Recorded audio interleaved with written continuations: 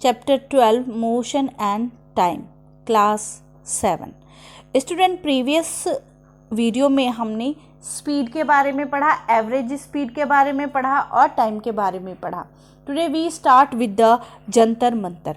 बेटा, this name can be translated as magical device. तो ये जो नेम है वो मैजिकल डिवाइस की से हम क्या कर सकते हैं, ट्रांसलेट कर सकते हैं। और इसको महाराजा जय सिंह सेकंड ने बनवाया था। उस टाइम वर्ल्ड का ये जयपुर में लार्जेस्ट सनडायल था और ये इस लार्जेस्ट सनडायल को लोकल स्टोन और मार्बल से बनाया गया था, जिसकी जो हाइट थी वो 90 फीट थी।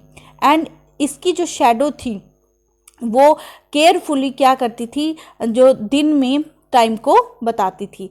तो बेटा, the instrument was also used to observe the movement of sun. और ये जो इंस्ट्रूमेंट था ये सन की मूवमेंट और moon, other stars and planets की मूवमेंट को भी क्या करता था, ऑब्जर्व करता था। तो बेटा, measurement of time using periodic motion. तो बेटा, टाइम की मेजरमेंट के लिए क्या है, पीरियोडिक मोशन को यूज किया जाता है। तो बेटा, to measure a time we need a motion that repeat itself at equal intervals. तो देखिए, जो टाइम को मेज़र करने के लिए हमें मोशन की ज़रूरत होती है जो इक्वल इंटरवल में क्या है, रिपीट होती है। तो ऐसा मोशन हमारा क्या कहलाता है, पीरियोडिक मोशन कहलाता है ना। तो बेटा, इटालियन साइंटिस्ट हुए, उन्होंने पहली बार ऑब्जर्व किया, नोटिस किया कि swinging body has a regular beat and can be used for time purpose. ठीक है, तो जो हमारी स्विंगिंग बॉडी हैं उनकी रेगुलर बीट को हम क्या है, टाइम पर्पस के लिए, टाइमिंग के लिए यूज कर सकते हैं। For example, if you play on a swing the time it takes to swing from one side to another is constant. तो जब आप स्विंग पे खेलते हैं तो जो एक साइड जाने में और दूसरी साइड जाने में जो टाइम लगता है वो क्या होता है, कांस्टेंट होता है। ठीक है, तो whether you play in morning और आफ्टरनून, इन विंटर और समर, चाहे आप विंटर में खेल रहे हैं, चाहे आप समर में खेल रहे हैं, चाहे आप आफ्टरनून में खेल रहे हैं, कभी अभी आप खेल रहे हैं, तो स्विंग्स के एक साइड जाने में और दूसरे साइड जाने में क्या है, कांस्टेंट टाइम लगता है ना स्टूडेंट। तो देखिए बेटा, a process such as this is use to measure time interval. तो बेटा, गैलीलियो ने एक और सिग्निफिकेंट ऑब्जर्वेशन किया। उन्होंने देखा कि to and fro motion of any pendulum of same length are all of the same duration of time. तो देखिए, उन्होंने देखा कि जो पेंडुलम है उसको अगर क्या किया जाए, एक जगह रख के छोड़ा जाए तो वो क्या है, रिपीट मोशन करता है। ठीक है, और सेम ड्यूरेशन लेता है आगे जाने में और पीछे जाने में। तो बेटा, this principle of periodic motion is used in making clocks and watches. और यही प्रिंसिपल, ये जो पीरियोडिक मोशन है, यही यूज किया जाता है वॉच और क्लॉक्स को बनाने में। तो बेटा, let's understand about the simple pendulum. बेटा, simple pendulum may be defined as a heavy point mass called bob. देखिए, जो सिंपल पेंडुलम होता है, आप देख सकते हैं, in simple pendulum we have a रोप।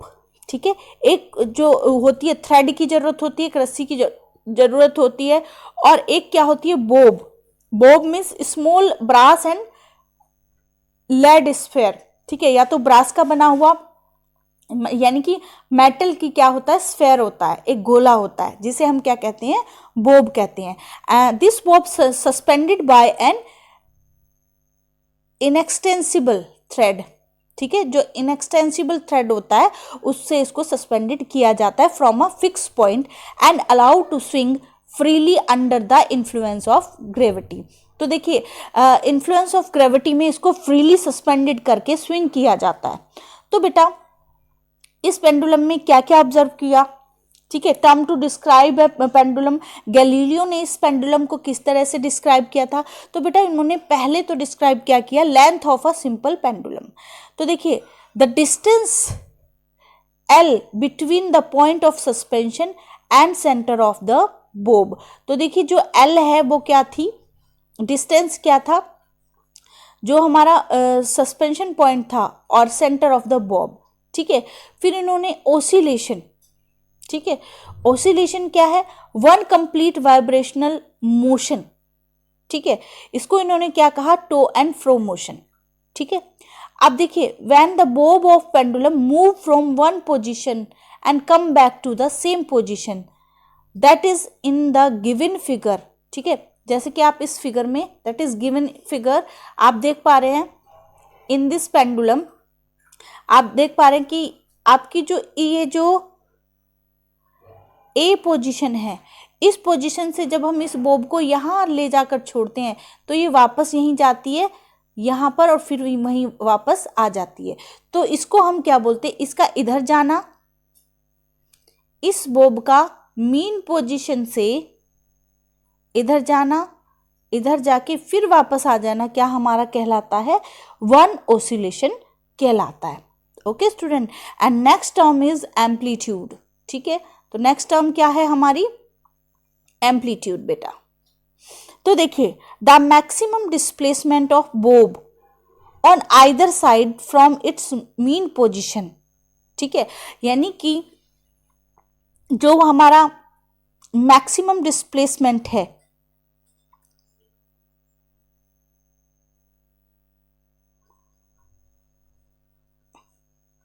तो जो हमारा मैक्सिमम डिस्प्लेसमेंट है बोब का either side from its mean position, वो हमारा क्या कहलाता है? एम्पलीट्यूड कहलाता है। यानी कि ए टू सी और फिर हमारा क्या कहलाएगा? ए टू सी और फ्रॉम ए टू बी, ठीक है।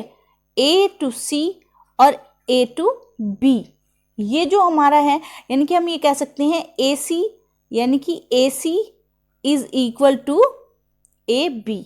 तो ए बी और ए सी क्या होते हैं? इक्वल होते हैं। और इसी को हम क्या कहते हैं? जितना ज़्यादा क्या होगा डिस्प्लेसमेंट इधर होगा, उतना ही डिस्प्लेसमेंट इधर होगा। तो ये हमारा क्या कहलाता है? एम्पलीट्यूड कहलाता है। नाउ बेटा talk about the time period, time taken to complete one oscillation.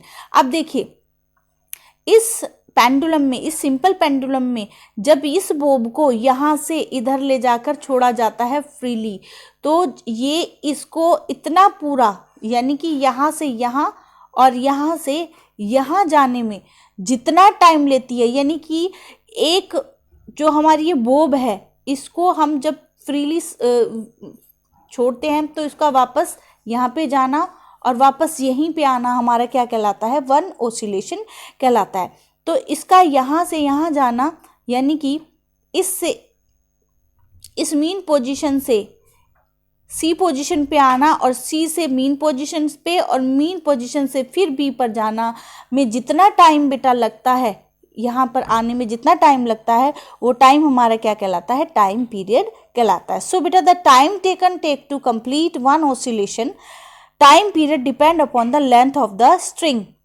From which the bob is suspended. अब देखिए, जो टाइम है, टाइम पीरियड डिपेंड किस पे पड़ता है? ये जो आपकी स्ट्रिंग्स है जिसमें बॉब बंधा हुआ है, इस पर डिपेंड करता है। तो greater the length of pendulum, तो जो हमारे पेंडुलम है इसकी जो लेंथ है जितनी ज़्यादा होगी, greater will be the time needed to one complete oscillation. तो बेटा ये जितना ज़्यादा लंबा होगा उतना ही टाइम एक ऑसिलेशन को कंप्लीट करने में उतना ही ज़्यादा टाइम लगेगा। ठीक है स्टूडेंट। तो बेटा time period does not depend on the extent to which the bob of pendulum is displaced. ठीक है, यानी कि टाइम क्या है आपकी किस पे नहीं डिपेंड करता, यानी कि ये जो आपका बोब है ये ऐसे जो डिस्प्लेस हो रहा है इस पे नहीं डिपेंड करता। टाइम टेकन किस पे डिपेंड करता है? आपकी पेंडुलम की लेंथ पे। तो बेटा nor on the mass of bob, और ना बोब की मास पर डिपेंड करता है। So for a particular pendulum length the time period does not change and it's take as constant. आप देखिए,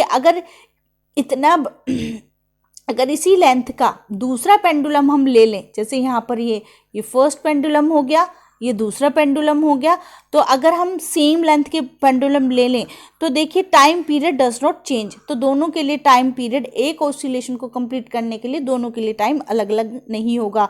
टाइम कैसा होगा? कांस्टेंट होगा। यानी कि जब फर्स्ट वाला पेंडुलम ऑसिलेशन करेगा तो एक सेकंड में, सपोज करो एक सेकंड में एक ऑसिलेशन को पूरा कर रहा है सेम लेंथ का, तो ये भी सेम लेंथ का एक सेकंड में ही एक ऑसिलेशन अपना कंप्लीट करेगा। ठीक है स्टूडेंट, तो देखिए बेटा सिंपल पेंडुलम से टाइम क्या होता है में कांस्टेंट होता है। अब student we talk about the time unit. ठीक है, अब हम किसकी बात करेंगे, टाइम यूनिट की बात करेंगे। ओके बच्चों, देखिए बेटा of many repetitive phenomena happening in nature. अब देखिए नेचर में बहुत सारे रिपीटिव फिनोमिना होते हैं। तो rotation of earth on its axis, जैसे जो अर्थ है वो अपनी एक्सिस पे घूमती है, विच determine the length of the day, जिसकी वजह से क्या है हमारे लेंथ ऑफ द डे के को हम क्या कर सकते हैं, डिटरमाइन कर सकते हैं। Has been used as a standard time, जिसको हम स्टैंडर्ड टाइम की फॉर्म में यूज भी करते हैं। तो everyone know that day is divided into 24 hours. सबको पता है कि जो एक दिन है वो 24 आवर्स में डिवाइडेड है, and each containing 60 minute of 60 second each. और देखिए जो आवर्स हैं, एक आवर्स में क्या होते हैं 60 मिनट्स होती हैं, और एक मिनट में क्या है 60 सेकेंड्स होती हैं। तो बेटा 1 mean solar day is equal to the 24 hours. तो देखिए 1 मीन सोलर डे क्या होता है, 24 आवर्स का होता है, यानी कि हम ये कह सकते हैं 24 आवर्स 60 मिनट्स। ठीक है, या फिर 24 आवर्स 60 मिनट्स 60 सेकेंड्स।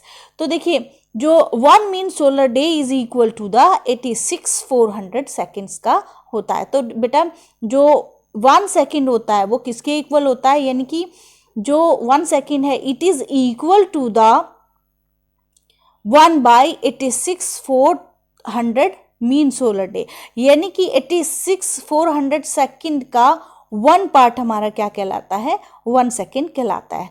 तो बेटा जो एसआई यूनिट है टाइम की वो क्या कहलाती है, सेकेंड कहलाती है। कुछ कॉमन यूनिट्स हैं टाइम की, जैसे 1 वीक में हमारे कितने डेज होते हैं, 7 डेज होते हैं। 1 ईयर में हमारे 365 डेज होते हैं, एंड 10 ईयर्स में को हम क्या कहते हैं, डिकेड्स। 100 ईयर्स को हम क्या कहते हैं, 100 डिकेड्स या 1 सेंचुरी। ऐसे ही बेटा 1000 ईयर्स को हम क्या कहते हैं, 10 सेंचुरीज या 1 मिलियन। ठीक है, today time interval of smaller fraction of a second can also be measure using electronic or digital display clocks. Some of these clocks can measure time interval as a small as 1 million and even 1 billionth of a second. और कुछ जो आपकी जो clocks हैं वो time को किस interval में क्या करती है, मिलियंथ में करती हैं, और कुछ क्या करती हैं बिलियन सेकेंड में क्या करती हैं, मीजर करती हैं। तो बेटा for measuring a very small interval of time, तो बहुत छोटे इंटरवल ऑफ टाइम को मेजर करने के लिए लेबोरेटरी में या स्पोर्ट्स में वी यूज स्टॉप वॉच। तो हम क्या करते हैं, स्टॉप वॉच को यूज करते हैं, विच कैन मेजर एक्यूरेटली, जिससे हम एक्यूरेटली मेजर कर सकते हैं अप टू 10 टू दी 1/10 और इवन 1/100th ऑफ सेकेंड, यानी कि 100 में से 1 पार्ट्स को हम क्या कर सकते हैं, मेजर कर सकते हैं। ठीक है बेटा, यानी कि अगर 1 सेकेंड को 10 पार्ट में डिवाइड कर दिया जाए तो उस 10 पार्ट में से 1 पार्ट को हम क्या कर सकते हैं, मेजर कर सकते हैं। या 1 सेकेंड को अगर 100 पार्ट में डिवाइड कर दिया जाए तो हम क्या कर सकते हैं, उस 100 के में से 1 पार्ट को हम क्या कर सकते हैं, मेजर कर सकते हैं। तो बेटा कुछ एग्जाम्पल्स ऐसे हैं, अब देखिए कुछ रिप्रेजेंटेशंस हैं डाटा की डिस्टेंस के बेस पे, जिन्हें हम टाइम ग्राफ के थ्रू हम क्या कर सकते हैं, मेजर कर सकते हैं। जैसे कि आप देख पा रहे हैं इस टेबल में, तो बेटा जो आपके 1000 मीटर होता है, हमें पता है कि 1 किलोमीटर में कितने होते हैं, 1000 मीटर होते हैं। तो बेटा 1000 मीटर, तो जैसे सपोज कोई कार है, तो ये कार 1000 मीटर जाने में 4 मिनट का टाइम लेती है, या फिर हम कह सकते हैं 240 सेकेंड्स का टाइम ये लेती है। कितनी दूर जाने में, 100, या हम कह सकते हैं 1000 मीटर जाने में। तो बेटा स्पीड क्या होगी हमारी, मीटर अपॉन सेकेंड। ठीक है। तो देखिए जो मीटर हमारा कितना है 1000 मीटर और सेकेंड्स हमारी कितनी है यानी कि 240। तो देखिए हमारी स्पीड क्या होगी कार की स्पीड होगी 4.16 मीटर पर सेकेंड। ठीक है। तो देखिए जो हमारी कार है, ठीक है, वो 1 मिनट में क्या है 4.16 मीटर का डिस्टेंस कवर करती है। तो बेटा इस टैबुलेशन के थ्रू आप क्या कर सकते हैं कि जो डिफरेंट व्हीकल्स हैं उनकी स्पीड्स को क्या कर सकते हैं, कवर कर सकते हैं। ठीक है, इसे आप अपने आप से करेंगे। ठीक है, आप जैसे यहाँ पर स्कूटर है, तो सपोज करो जो स्कूटर है वो 100 मीटर जो 1000 मीटर जो डिस्टेंस है उसको कितने मिनट्स में 6 मिनट में कंप्लीट करता है। तो आप उसको सेकंड में कन्वर्ट करिएगा and find out the speed. ठीक है, तो इस टेबुलेशन के थ्रू हम क्या है किसी भी व्हीकल्स की जो स्पीड है उसको हम फाइंड आउट कर सकते हैं। तो बेटा कुछ एडवांटेजेस भी हैं इन डाटास की, ग्राफ पेपर्स की। तो बेटा data become visual, easy to understand and easy to remember. तो देखिए जो डाटा है वो इजी होता है समझने के लिए और याद रखने के लिए। ठीक है, तो what a graph states can take pages to explain in written text and intermediate conclusion can be drawn। तो देखिए बेटा अब हम क्या सीखेंगे, अब हम प्लॉटिंग अ ग्राफ, एक ग्राफ प्लॉट करना सीखेंगे। देखिएगा जैसे कि आप पिक्चर में देख पा रहे हैं कि there is a graph paper. ठीक है, and it consist of big square. ठीक है, इसमें क्या है आपको क्या है बिग स्क्वायर दिखाई दे रहे हैं, ये जो आपका बिग स्क्वायर दिखाई दे रहा है और इसके अंदर, ठीक है, इसके अंदर ये जो छोटी छोटी सी आपको लाइंस दिखाई दे रही हैं, ग्रिड दिखाई दे रही हैं, ये क्या है आपकी इस स्क्वायर को फर्दर स्मॉलर स्क्वायर में डिवाइड किया गया है। यानी कि सपोज ये कितने का, ये 1 सेंटीमीटर विड्थ है उसकी, 1 सेंटीमीटर इसकी लेंथ है और 1 सेंटीमीटर ही इसकी क्या है हाइट है। तो देखिए इसको और फर्दर जब डिवाइड किया गया तो ये जो छोटे छोटे से स्क्वायर्स हैं ये हो सकता है कि 1 मिलीमीटर और बाय 1 मिलीमीटर के हों या 2 मिलीमीटर बाय 2 मिलीमीटर के हों। तो बेटा 2 line at a right angle to each other a horizontal line, एक लाइन आप देख पा रहे हैं ये हॉरिजेंटल लाइन है और जिसे ये O और X, इसको हम क्या बोलेंगे OX, और दूसरी जो वर्टिकल लाइन है बेटा, ठीक है, जो वर्टिकल लाइन है इसको हम X भी बोलते हैं, X लाइन, और वर्टिकल लाइन O और Y। ठीक है, ये Y आपको दिखाई दे रही है। ठीक है, तो देखिए at the left end of the graph paper represent Y axis. ठीक है, तो देखिए जो लेफ्ट हैंड पे क्या है Y एक्सिस को रिप्रेजेंट कर रहा है और जो राइट वो है आपका वो पेपर क्या रिप्रेजेंटेशन क्या कर रहा है, राइट। तो ठीक है बेटा, तो देखिए आप independent quantity is shown along x axis. तो देखिए जो इंडिपेंडेंट क्वांटिटीज हैं वो कहाँ पर शोज हैं, वो एक्स एक्सिस पर शो की गई हैं, है ना, और जो डिपेंडेंट क्वांटिटीज हैं वो किस पर शो की गई हैं, वो वाई एक्सिस पर शो की गई हैं। तो we provide a numeric value for an object location by placing it either in positive direction, that is from origin towards x-axis and origin to upward y axis। तो बेटा negative direction by the extended OX। तो देखिए आप देख पा रहे हैं कि नेगेटिव डायरेक्शन क्या होगी ये और पॉजिटिव डायरेक्शन क्या होगी ये। ऐसी बेटा जो आपकी पॉजिटिव डायरेक्शन होगी ये और नेगेटिव वैल्यू होगी आपकी ये। ठीक है स्टूडेंट, तो देखो इसके बेस पे हम क्या कर सकते हैं कि हम किसी भी ऑब्जेक्ट की लोकेशन के बेस पर हम क्या उसके बीच में क्या है टाइम ग्राफ प्लॉट कर सकते हैं।